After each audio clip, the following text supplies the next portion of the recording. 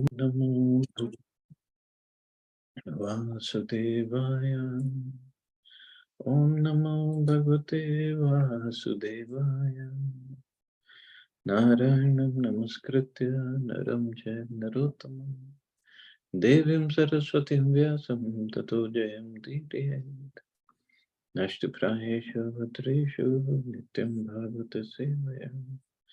Bhagavati Uttam Shloke Bhaktir Bhavati Naishtiki. So continuing with the discussion on Srimad Bhagavad Gita as it is, chapter 5, Karma Yoga, Action in Krishna Consciousness, text number 15 onwards. Na datte kasyachit papam na chaiva sukritam vibhu ajnane na vritam jnanam tena muyanti jantavaha. Nor does the Supreme Lord assume anyone's sinful or pious activities. Embodied beings, however, are bewildered because of the ignorance which covers their real knowledge. So previous verse was, Krishna said, the embodied spirit, master of the city of his body, does not create activities, nor does it induce people to act, nor does he create the fruits of action. All this is enacted by the modes of material nature. And then he says, even the Supreme Lord is not responsible. He does not assume anyone's sinful or pious activities. It's our doing only. The Sanskrit word Vibhu means a Supreme Lord who is full of unlimited knowledge, riches, strength, fame, beauty, and renunciation. He is always satisfied in himself, undisturbed by sinful or pious activities. He does not create a particular situation for any living entity, but the living entity, bewildered by ignorance, desires to be put into certain conditions of life, and thereby his chain of action and reaction begins. See? So Krishna is full of renunciation also, besides other opulences. So Prabhupada nicely writes here that he does not create a particular situation for any living entity. But the living entity, bewildered by ignorance, desires to be put into certain conditions of life. So we can say, hey, I did not ask Krishna for me to be put in this human form of life, in this family, in this country. We did not ask, but based, and that's a proper ends the sentence, thereby his chain of action and reaction begins. So whatever our action, our karma, based on that, we get the reactions. And whatever desires we have developed while performing our karma, again, because of that, we also get the reactions. Krishna only, not even Krishna, he himself doesn't do it. It's a department of Yamraj. He takes care of who will be born, where, when, which family, what will be his destiny, life. Oh, everything is decided by him. For human beings, whatever is decided, we have to go through it, yes, but first of all, it's our reaction to our karma. And then secondly, we can stop the further actions and reactions.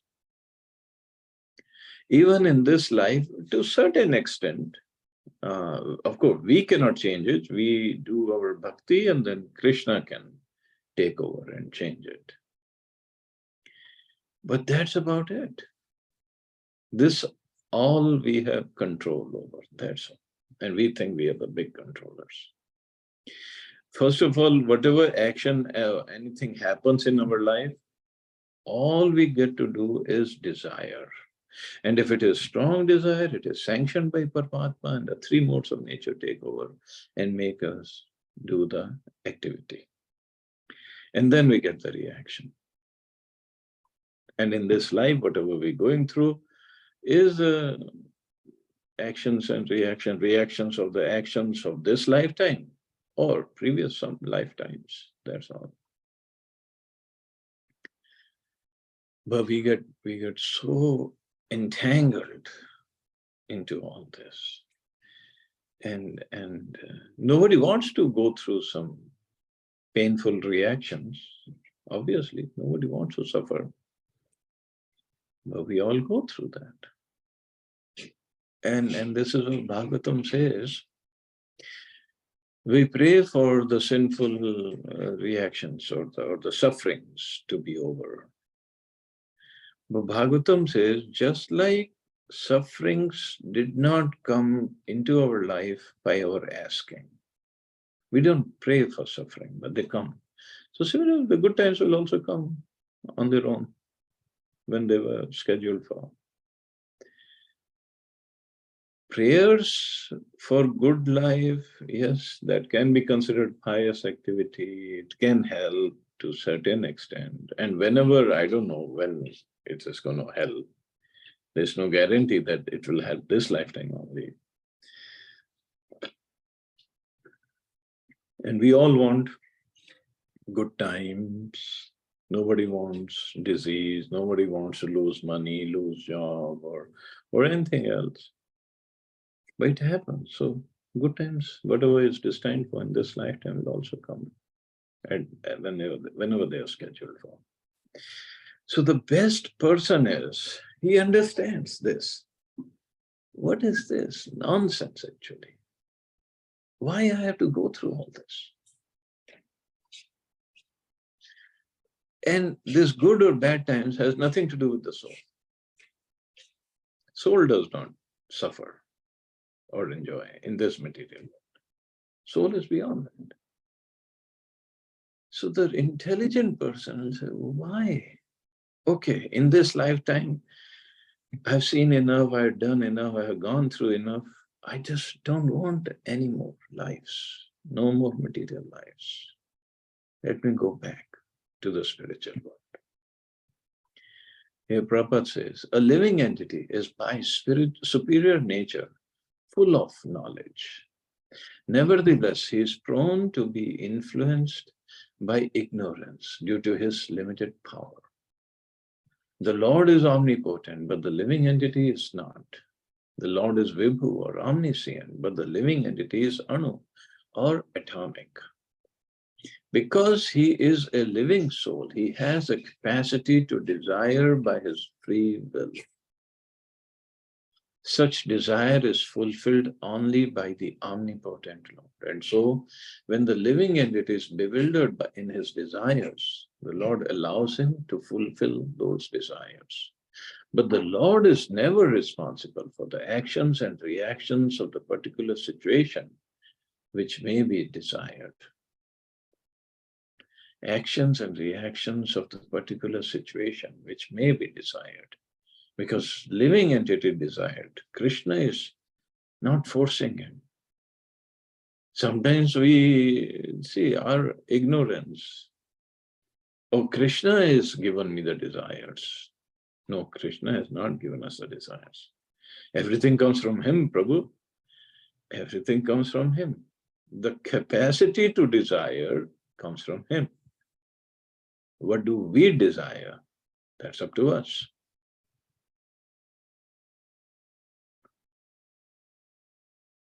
So he is omnipotent. He can stop me from desiring. Yes, he is omnipotent. He can stop us from desiring, but he is also omnipotent. He doesn't stop us from desiring. He wants us to learn our lesson. And our desire should be to serve him only. Because our desire to serve him by love, with love, can only come from our within. He cannot force us to love him. That will not be love, that will be force. So he doesn't want robots here.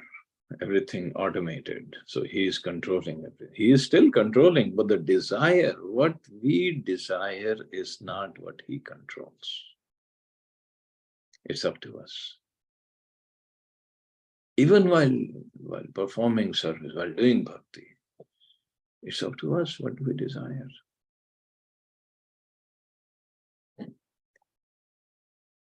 Yes, that makes it complicated, but the point is, he wants us to love him on our own, not by force, because then it won't be love. Just like Ramayana, Ravan was forcing Sita to love him. Sita is consort of Ram. So Ravan, so that was force, that wasn't love. Love doesn't come by force. And so when the living entity is bewildered in his desires, the Lord allows him to fulfill those desires. But the Lord is never responsible for the actions and reactions of the particular situation which may be desired. Being in a bewildered condition, therefore the embodied soul identifies himself with the circumstantial material body and becomes subjected to the temporary misery and happiness of life. Yes, it is temporary. Everything is temporary here. Nothing is permanent. Even the happiness is temporary. The Lord is a constant companion of the living entity as Paramatma or the Super Soul. And therefore he can understand the desires of the individual soul, as well as one can smell the fragrance of a flower by being near it. So he can understand the desires, thoughts. He's sitting as Paramatma right next to our soul.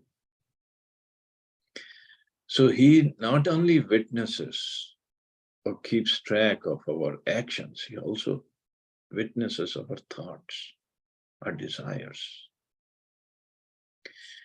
Desire is a subtle form of conditioning for the living entity. The Lord fulfills his desire as he deserves. Man proposes and God disposes. The individual is therefore not omnipotent in fulfilling his desires. The Lord, however, can fulfill all desires, and the Lord, being neutral to everyone, does not interfere with the desires of the minute, independent living entities. So that is for regular jivas. So man proposes, God disposes. Lord fulfills his desire as he deserves. That's another nice statement.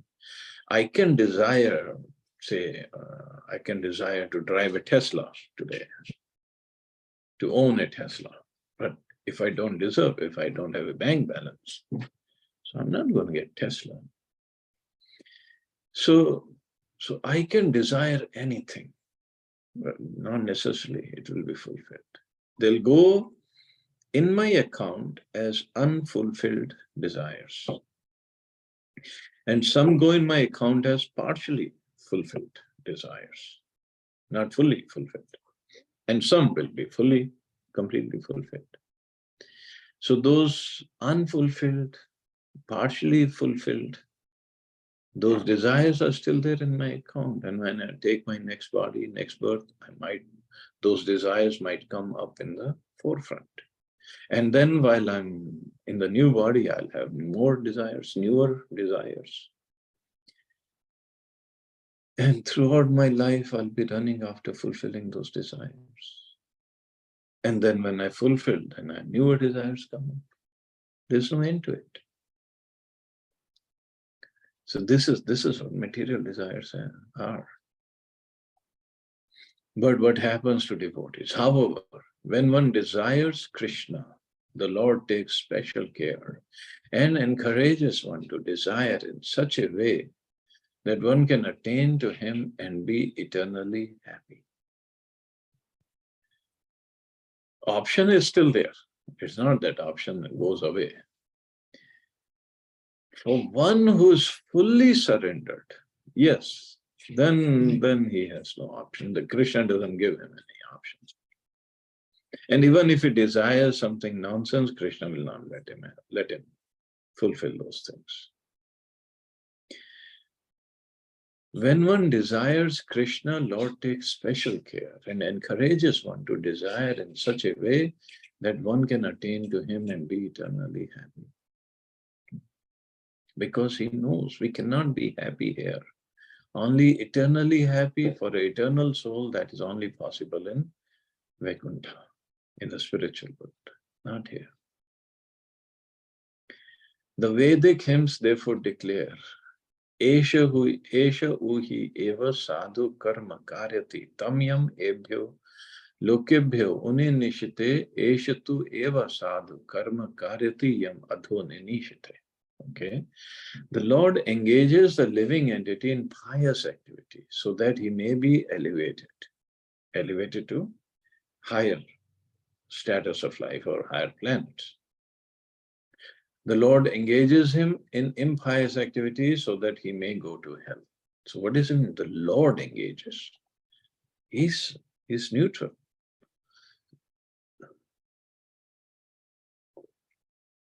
So he engages in impious or impious activities according to his desires. His means a living entity, according to the desires of living entity. The living entity is completely dependent in his distress and happiness. By the will of the Supreme, he can go to heaven or hell as a cloud is driven by the air. So cloud is driven by the air. The cloud has no option, no independence after is driven. Once is driven. So after we do our desires, we do the actions, then we get the judgment, and then we get the reaction. Then we have no independence in choosing our reaction. Therefore, the embodied soul, by his immemorial desire to avoid Krishna consciousness, causes his own bewilderment. Consequently, although he is constitutionally eternal, blissful, and cognizant, due to the littleness of his existence, he forgets his constitutional position of service to the Lord and is thus entrapped by nations. And forgetting our constitutional position of service to the Lord and entrapped by ignorance, and then we keep on desiring more and more and doing more actions and getting the reactions and serving more, suffering more and more. Then we forget Krishna. We only remember our body and the byproducts of our body, and my whole program of life is to serve them or to take care of my body, my byproducts of my body. That's it. And then we put the blame on God. Oh, Bhagwan, Duniya banane wale, kya tere man mein samay? It was our desires. But we put the blame on him. And under the spell of ignorance, the living entity claims that the Lord is responsible for his conditional existence. The Lord neither hates nor likes anyone, though he appears to do so. Vedanta Sutra says this. But yes, he has made it so complicated, actually. Complicated is because of ignorance. If we have the knowledge, we have the realizations, there's no complication. Then we see what is what. It's just like I have given the example of movies. So suppose in a movie, let's take example of Amitabh Bachchan, because we are from that era. So Amitabh Bachchan, he acts in a movie maybe as a police officer, and he has his mother, father, brother, siblings, and friends, girlfriend, and then as a police officer, he also has enemies. And 3 hours of movie, he goes through so many. Maybe grows up and then becomes young and a police officer, and then fights, and so much of emotions and drama and dialogues and actions and everything is there in the whole movie. Maybe end of the movie he survives, or maybe I don't know, maybe he dies. Is anything real in this movie? Nothing. It's all acting. But when the whole movie is going on and we are watching the movie, we get so absorbed in thinking through those characters. Suppose Amitabh, whatever Amitabh is playing, and then we get so absorbed, and he gets shot, and we get anxious. Some people might start crying and this and that. And that's why the movies they show, it's in a dark cinema hall, because this darkness means ignorance. In that ignorance, we identify ourselves with those characters of the movie. If the darkness is not there, then it won't be the same. But do the characters of the movie, say Amitabh Bachchan or other actors and heroines, do they also go through the same emotions if they are watching the same movie? No. What about the director? Of course not. He will say, I directed, I know what happened where. So the knowledge is important. In our movie also, his movie lasts for 3 hours. Our movie goes on for 70, 80, 90 years. We have parents, we have siblings, we have friends from school, from college. We went to college, school, and then jobs, and spouses, then children, then more relatives and friends, and the job, colleagues, and some people play politics, some do something, some hit us, some help us, and the whole movie goes on. But because we are identifying with this character in this movie, we go through all the emotions. Sometimes we are happy, sometimes we are crying, suffering and pleasure and this, that. It's just a movie going on. Soul is not Vidurpriya Das. The soul is not Archana Mataji or Chetna Mataji or Rajiv Prabhu. Soul is not, none of this. But this ignorance, that's why this ignorance, material world is called ignorance. Sansara Davanal. Davanal also, and it's dark, it's considered as dark. Why? Because of lack of knowledge. Lack of knowledge is there, but we just want to take it. That's all. And when we are going through this movie, we are getting affected by the emotions, surcharged emotions. And because of those emotions and the ignorance, now the other characters of this movie, they're also acting characters, they are not those characters. And then there's fighting, and then there is helping, and then there are other characters who are not related to us, but the enemies, so-called enemies. So again, fighting is going on. In the movie, at least they show fake blood, but in this movie of this life, there could be real blood coming out, somebody stabbing us with knife or shooting at us, or there. So many things go on.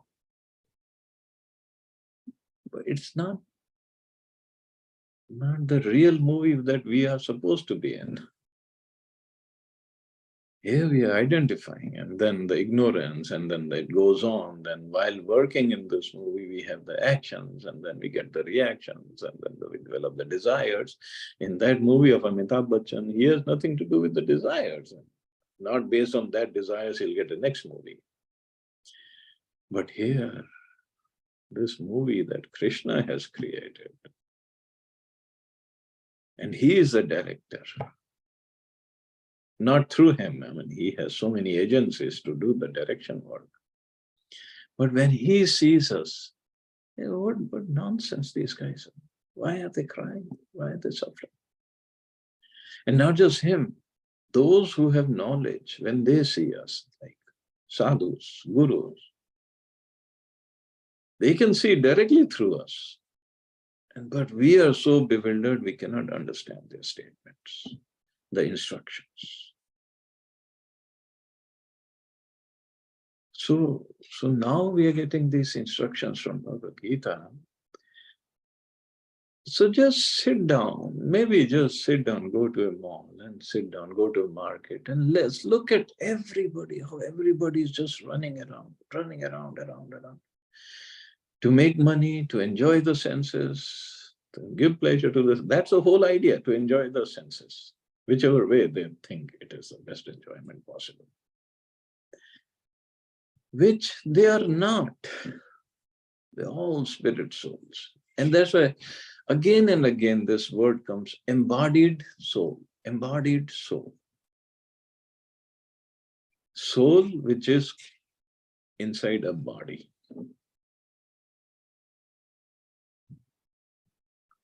And this is ignorance. The way we work, the way we deal with each other. It's complete ignorance.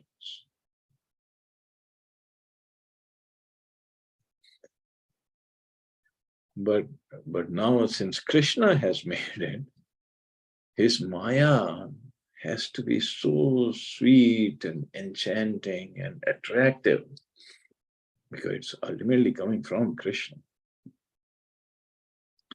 So that's why it just feels so sweet. Otherwise, suppose a boy, because teenager boys, and teenager girls, they get attracted to each other. This is how it has been designed. But now with the knowledge, if we look at, what are we getting attracted to anyway? This covering of skin, which actually is nothing, not attractive anyway, but we get attracted. And skin is covering what? Bones and muscles and tendons and whatever else is there. Nerves are there, different organs are there, and more stool, urine, inside pus, blood. That's all it is inside the body. And we get attracted to it so much that we forget everything else.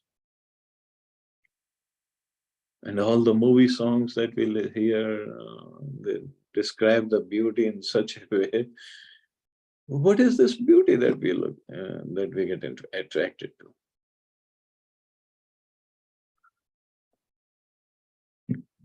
Well, this is how Krishna has created.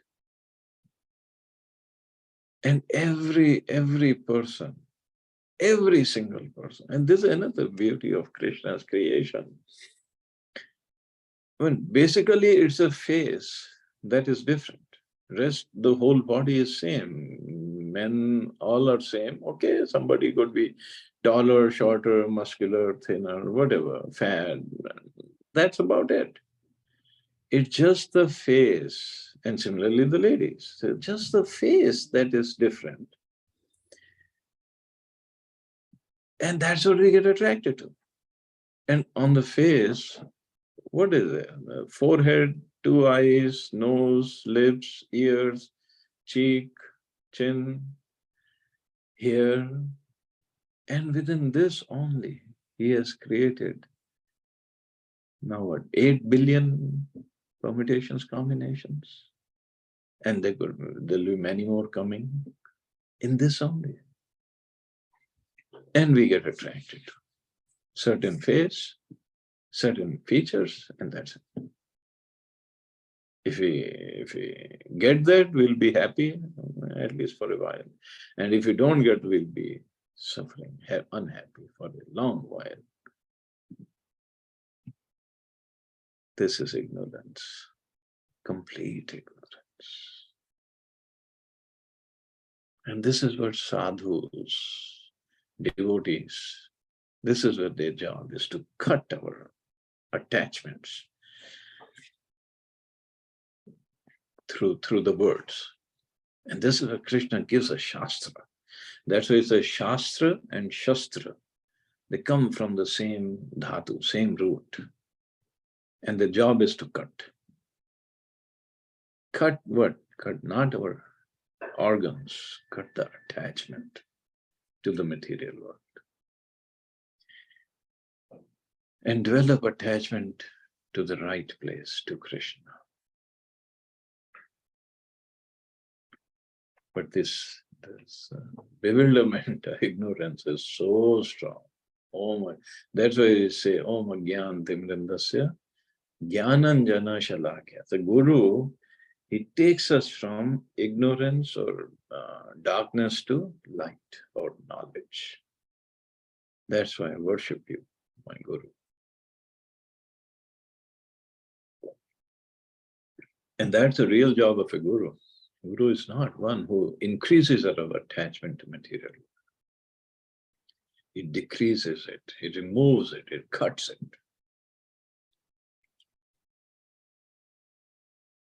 Further, Krishna says, Jnanentu tadjnanam yesham nashitam atmanam tesham adittva jnanam prakashyati tatparam. When, however, one is enlightened with the knowledge by which nescience is destroyed, then his knowledge reveals everything, as the sun lights up everything in the daytime. So, although the chapter is Karma Yoga Action in Krishna consciousness, but Krishna is giving lots of knowledge here. Those who have forgotten Krishna must certainly be bewildered, but those who are in Krishna consciousness are not bewildered at all.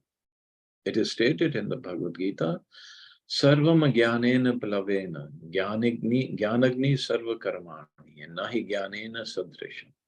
Knowledge is always highly esteemed. And what is that knowledge? Perfect knowledge is achieved when one surrenders unto Krishna, as stated in 7th chapter, 19th verse. Bahunam janmanam ante jnanvan mam prapadyate. So perfect knowledge is achieved when one surrenders unto Krishna. And in 10th chapter, Krishna also says, when one surrenders, when one serves me with love and devotion, I give him the knowledge by which he comes to me. So that is a real knowledge, not the technical knowledge or political knowledge or scientific knowledge. That's not knowledge. The real knowledge is which takes us away from Maya, takes us towards Krishna.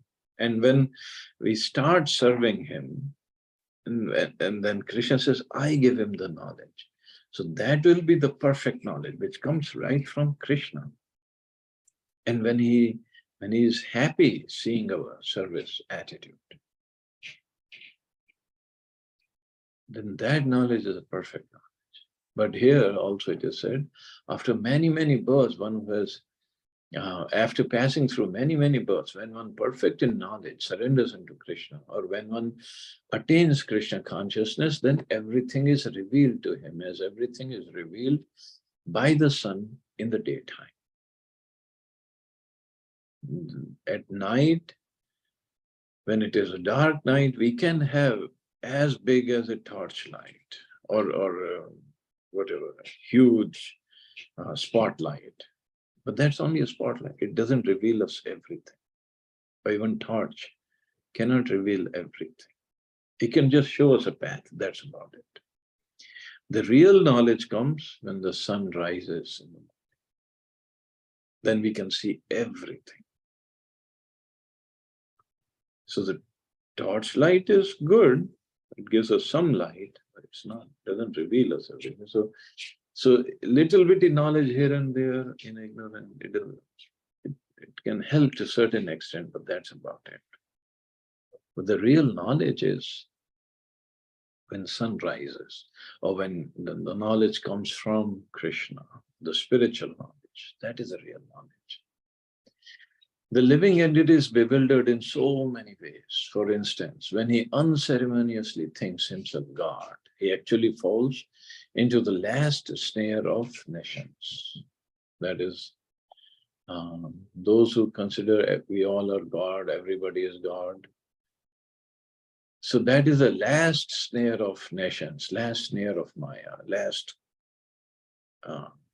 hold of Maya. If living entity is God, then how can he become bewildered by nations? Krishna never becomes bewildered by Maya, by ignorance. Ignorance is his energy, one of his energies. So he cannot get covered over by his own energy. So if we are getting bewildered, if we're getting covered over by Maya, then we are not God. Simple as that. But they say, oh, we all are God, we have forgotten we are God. Once we realize we are God, we're going to become God. Not going to happen. So this is the last snare of Maya. Does God become bewildered by nations? If so, then nations or Satan is greater than God. Real knowledge can be obtained from a person who is in perfect Krishna consciousness.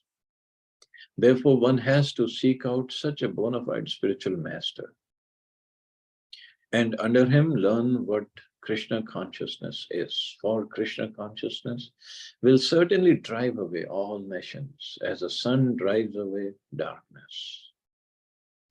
Even though a person may be in full knowledge that he is not this body but is transcendental to the body, he still may not be able to discriminate between the soul and the supersoul. However, he can know everything well if he cares to take shelter of the perfect, bona fide, Krishna conscious spiritual master.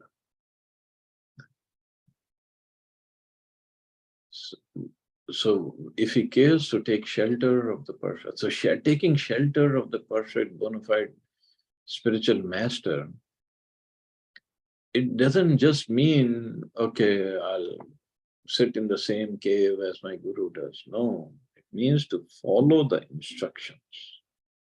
Then we get the shelter. One can know God and one's relationship with God only when one actually meets a representative of God. A representative of God never claims that he is God, although he is paid all the respects ordinarily paid to God because he has knowledge of God. So how do we know who's the real representative of God? So many times qualities are described by Prabhupada in Bhagavatam and Chaitanya Charitamrita also. So basically he comes in a parampara, in a bona fide disciplic succession, and he is following his guru, he is following the instructions of Krishna, he is surrendered to Krishna, he is serving Krishna, and he is engaging his disciples in the service of Krishna. That's the basic qualifications of a guru. Why Krishna? Because Mahaprabhu said, "A Vaishnav Guru na sasyat." Chaitanya Mahaprabhu said, who's Krishna himself. He said, "A Vaishnav, one who is not a Vaishnav, cannot become a guru."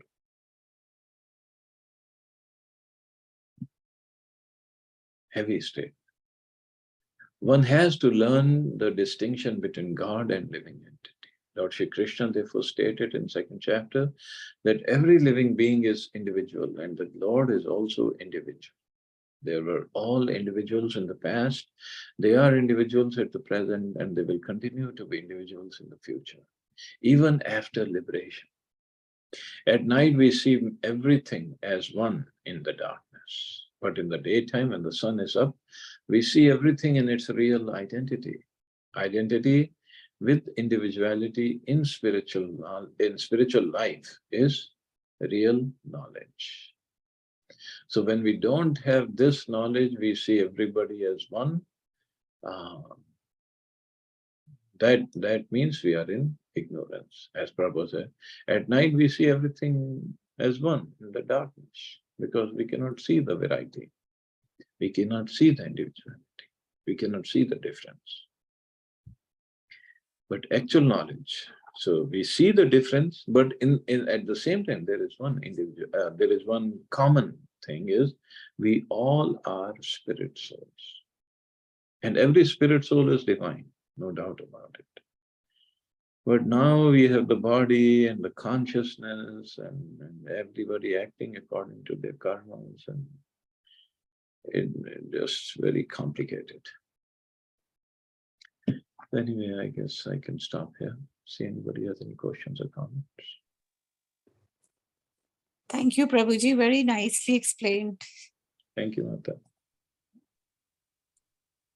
Hare Krishna, Prabhuji. Hare Krishna. Wonderful class. Thank you, brother. Some clarification. The role, the decision for a next birth is decided by a Yamraj or decided by a Brahma? No, not Brahmaji. Brahmaji does his creation. Yamraj has his assistant, Chitragupt. Chitragupt keeps track of everybody's every action. Chitragupt and his team, obviously. So they get the feedback from, as we studied in Bhagavatam, from Paramatma and the direction, sun, moon. They all give him the feedback of everybody's, whatever we are doing. So then after death, we go to Yamaraj. If one is sinful, if he is pious, then same Yamraj, but he appears as Dharmaraj. It's the same person, Yamraj. But for pious people, he becomes Dharmaraj. And then he tells them, he gives them the judgment where they're going to go. And for sinful, first they go to one of the lokas down there, Yam Loka, whichever Loka, Patal Loka. And then they suffer for a while, which Yamraj only decides. And then they come back, go take birth in wherever. So Prabhuji, in one of the Bhagavatam chapter, there's a discussion on Yamuduta and Vishnu Duta. Yeah. So people who are taken by a Yamaduta goes to Yamraj, and when the Vishnu Duta comes, they do not go to Yamraj. So what is that philosophy? Yeah, if they perform bhakti, then they don't come under jurisdiction of Yamaraj. Then Lord Vishnu takes care of them. Okay. So Yamaraj, so Yamaraj sends Yamdutas for those who are very sinful. Then when he is Dharmaraj, he sends Devdut for those who are pious, not devotees, pious. And then Lord Vishnu takes care of his devotees and sends Vishnu Dutas. But in case of Ajamil, there was some confusion. And confusion was not by Vishnu Dutas, by Yam Dutas. Because they also material world, so they can make mistakes. So the decision happened from these three branches. Yeah. Yeah, Prabhu? Okay. Good. Thank you, Prabhu. Second question, a small one. Entire human life form is now governing through your desire. How desire are becoming strong, they are getting fulfilled, and then reactions are coming in. And then you become a victim of those reactions. What happened to the animal world? Animal, it's this desires, actions, reactions only for us. Anybody lower than animals, birds, plants, insects, fishes, they're all controlled by nature. Everything that they do is controlled. Nature meaning it. My Okay. material nature. They don't have any independence. They don't have any option to just choose. They don't have. And the beej comes from Krishna itself. What comes from Krishna? Beej. When he says, "No, I provide a seed to every living entity." That beach is a soul, living entity. Now, which living entity? Human living entity or animal living entity? Living entity is same. Soul is same. See, right now the soul in this body, if I do bad karmas, I can go down in lower animal life, lower life, not just animal. Then who? Okay, so one person become an animal. Now who will take care of that? Maya will take care of this. Nature will take care. Maya will take care. And when he will come to the human form again, then who is deciding that? That's also decided from monkey, cow, and tiger. Tiger or lion is one species. Next birth is human life. Okay, the process decide. Okay, got it. But as a devotee, see, this is power Krishna has given to devotees. They can, suppose now we are doing Harinam. Anybody who hears the Sankirtan, now it could be insects, it could be plants, animals, birds. They get eligible to get new human form next life. Okay. But he gets trapped in this desire, the jal of desire. Now, when we are in human form, then whatever desires. Okay. And okay, also, now the database of Chitragupta, his computer is amazing. When we become animals or birds, and suppose we were humans before, so the desires as a human, they are kept in the database. So when this animal becomes again human, those desires will come back. Because data is not wiped out. It is still there. The karmas will also come back. Some karma will be taken care of while in the animal body, but some karma is still there. From so many lifetimes we have karma.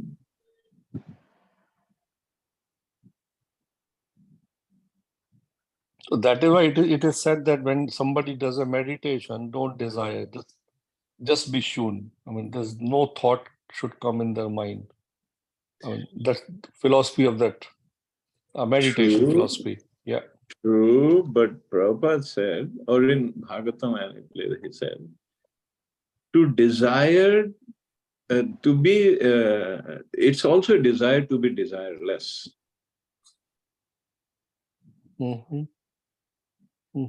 So the real desire is to serve Krishna, because that's not material desire. Oh.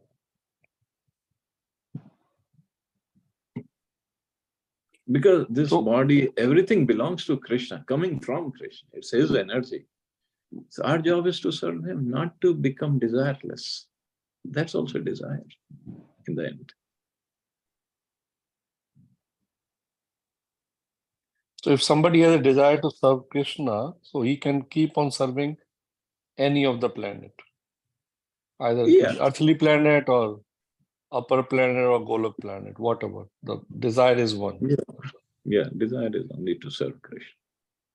Okay. Thank you, Prabhuji. Interesting. Thank you. Thank you all very Prabhuji, much. small question. Prabhuji, small question. Yes, Mata. Yes, Mata. Prabhuji, when we go to the lower species, what happened to the subtle body? Gross body gone. No, not gone. Then gross body changes to these lower species body. And what about the subtle body then? Okay, it goes the other way around. So now I am in human form, right? So my activities and the things I associate with, and the desires I have is suppose that of an animal. So I want to eat meat, and I'll associate with those people who eat meat. So my consciousness is becoming of an animal. I might be in the human form. So because of this consciousness, and soul does not change the form. Soul, we cannot do anything to it. So it's a consciousness I'm developing of an animal. And this is what Krishna says, whatever consciousness at the time of death will get that body without fail. So I am getting consciousness of a, say, tiger, of an animal, meat eating. So my subtle body first takes the form of a tiger. Because my consciousness, because subtle body goes with the soul to the next body. So subtle body takes the form of a tiger, and then I'm sent into tiger's womb, mother womb, and then I get the gross body of a tiger. So gross body depends on subtle body depends on the consciousness that we have developed. So it's the process is other way around. For a lower species. What's that? For lower species. For any species, yes. So Achha, for any human being, species. also, suppose I am Achha, human developing being also. conscious, So the No. system is like this only. Okay. Consciousness and then conscious. subtle body. Okay. Yeah. Suppose I'm Okay, getting consciousness. developing consciousness of a lady in a human male form. So my subtle body will take the form of a lady, and then I get a gross body of a lady. Okay. क्या process design है प्रभु जबरदस्त engineering है ये। Jabardast wala. Yeah. और एक Wow. और चीज है जो भागवतम में हमने पढ़ी थी, maybe we have forgotten. I don't know exact percentage, maybe 90 or maybe higher. 90% of male will get a female body next life, 90% of females will get male body next life. Because they get so attached to the other sex. We develop that consciousness, we develop the desires.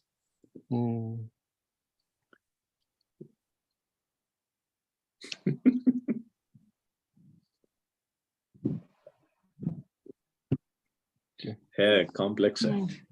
क्या Krishna is Krishna. That's why he said, just surrender unto me. That's all you have. Exactly. Just surrender. Very true, bro. हाँ, ज़्यादा दिमाग ना लगाओ.